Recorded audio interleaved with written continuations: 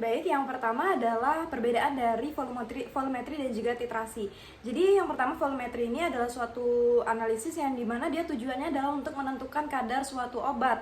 Nah, dimana titrasi di sini merupakan salah satu metode yang digunakan dalam analisis volumetri, dimana ini merupakan tahap awal dari volumetri sendiri. Sedangkan kalau pada titrasi itu belum tentu semua metode titrasi digunakan untuk menentukan suatu kadar dari suatu senyawa. Nah, ada beberapa contoh dari beberapa penelitian volumetri dan juga titrasi. Nah, kalau dari volumetri, contohnya adalah penentuan kadar paracetamol yang ada dalam obat ibuprofen misalnya. Nah, berarti kita menentukan berapa kadar paracetamol yang terdapat di dalam suatu obat ibuprofen tersebut. Nah, dengan menggunakan tahap awalnya adalah menggunakan titrasi.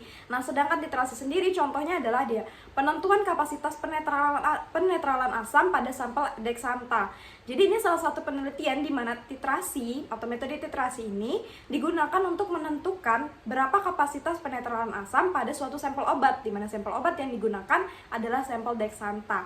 Jadi perbedaannya adalah kalau pada volumetri jelas tujuannya adalah menentukan kadar suatu senyawa, sedangkan titrasi itu ada beberapa tujuan lain seperti penentuan kapasitas penetralan asam ataupun penentuan suatu kemurnian senyawa dan lain sebagainya. Tetapi pada metode volumetri memang benar menggunakan metode titrasi pada proses awalnya. Maka dari itu terkadang volumetri juga disebut sebagai metode titrimetri seperti itu karena menggunakan metode titrasi pada prosesnya.